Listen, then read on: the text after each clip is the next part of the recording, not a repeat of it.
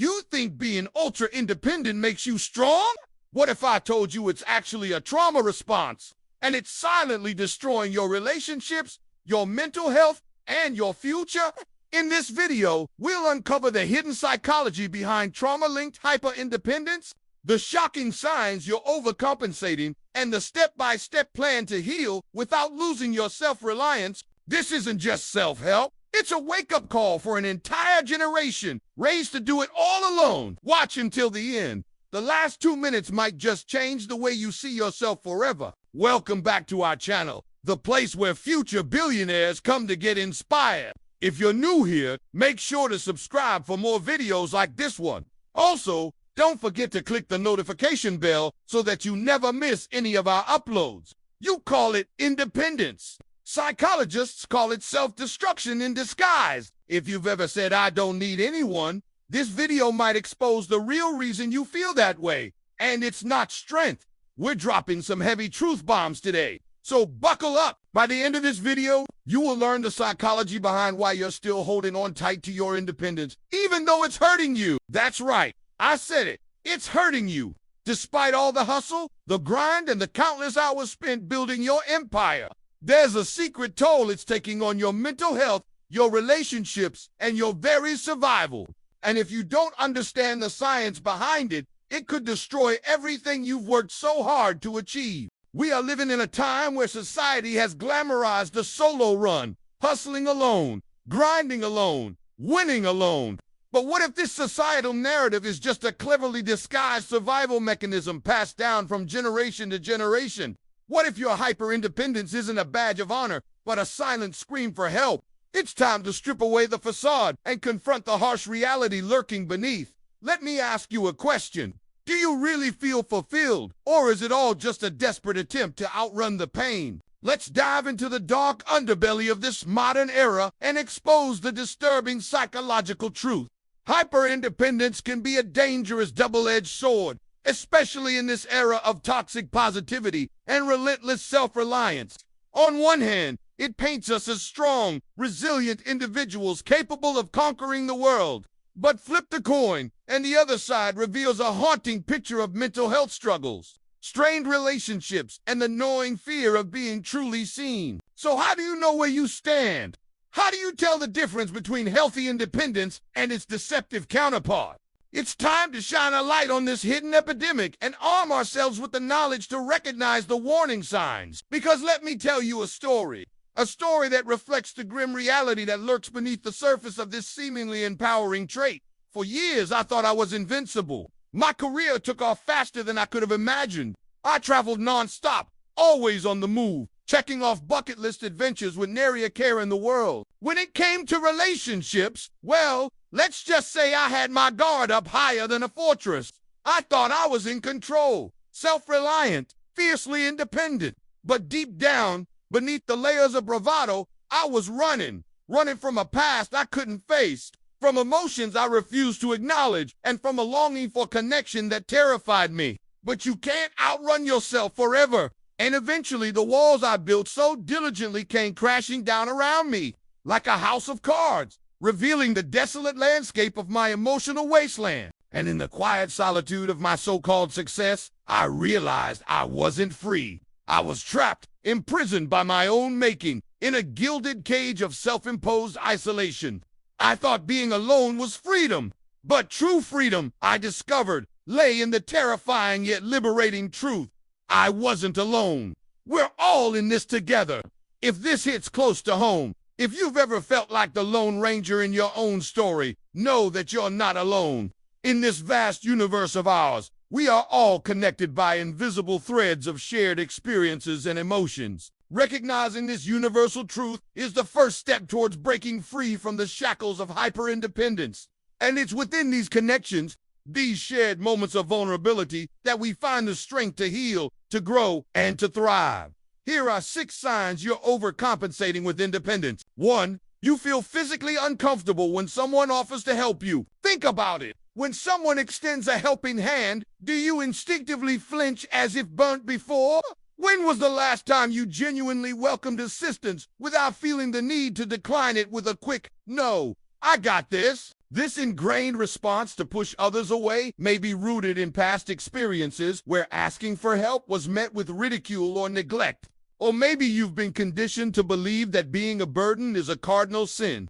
Whatever the case, it's crucial to recognize this pattern and understand that needing and receiving help is not a sign of weakness. It's a testament to the strength of your character and resilience in the face of adversity. 2. You sabotage relationships when they get too close. Relationships require vulnerability, trust, and a willingness to let go of your guard. But if your hyper-independence has taken root, you may find yourself unconsciously sabotaging potential connections before they can become too deep. You pull away when things heat up, erecting emotional walls to keep others at bay.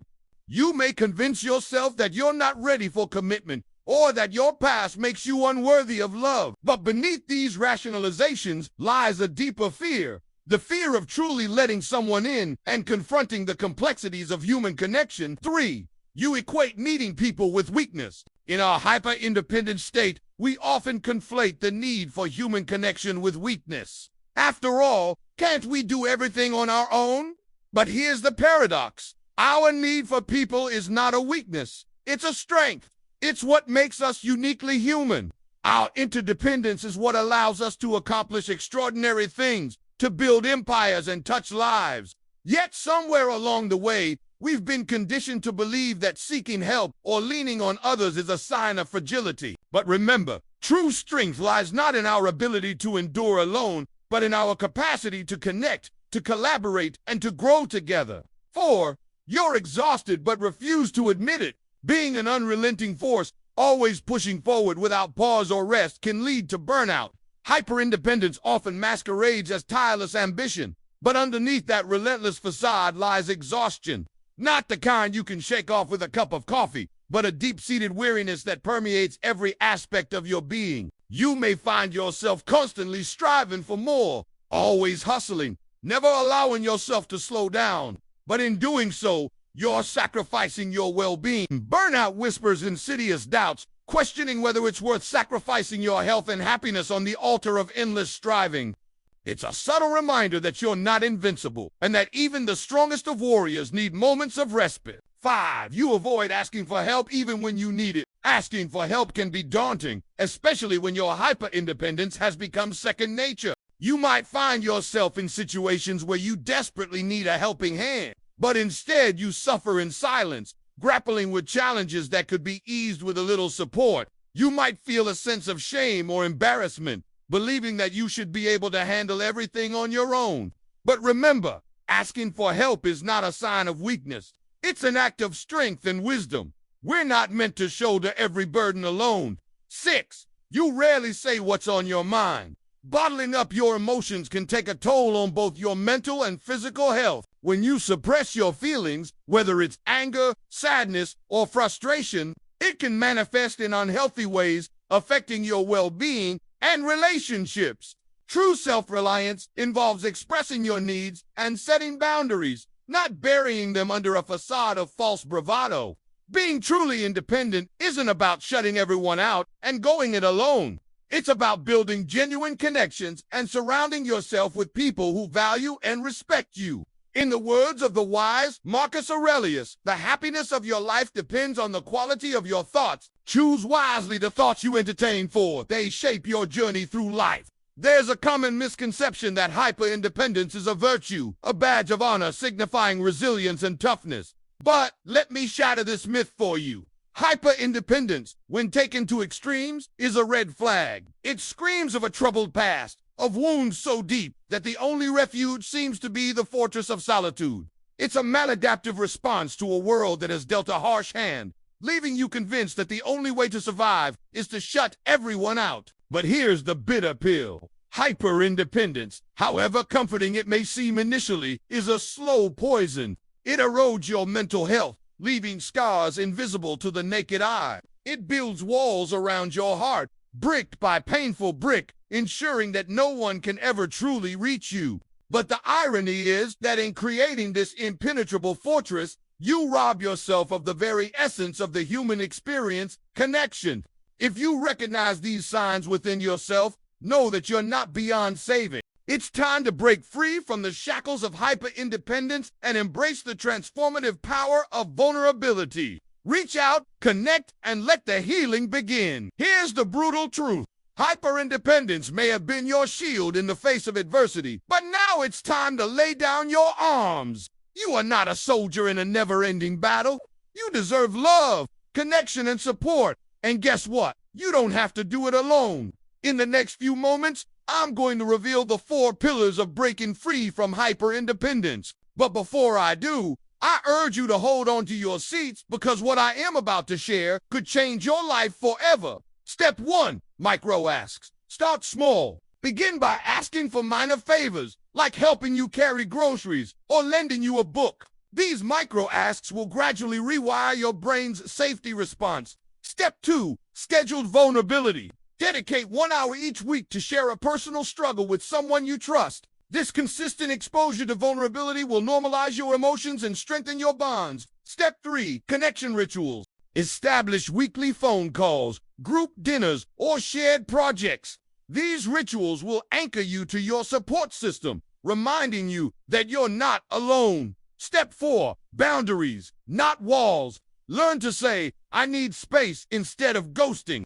Setting boundaries allows you to maintain your independence while nurturing connections. The path to healing and wholeness starts with a single step. Are you ready to take that step today? Remember, you're not alone in this journey. There's a community of individuals who have walked in your shoes and emerged stronger on the other side. Reach out, connect, and let the healing begin. As we bring this video to a close, I challenge you to confront the hard truth. Hyper-independence may have been your coping mechanism, but it's time to reclaim your life from its clutches. Embrace vulnerability, nurture connections, and watch as your world transforms into a tapestry of love, support, and true belonging. Before you leave, please like this video and share it with someone who needs to hear this message. Your support helps us continue to spread awareness about mental health. Don't forget to subscribe for more insightful content. And if you found solace in these words, know that you're not alone. We're all in this journey of healing and growth together.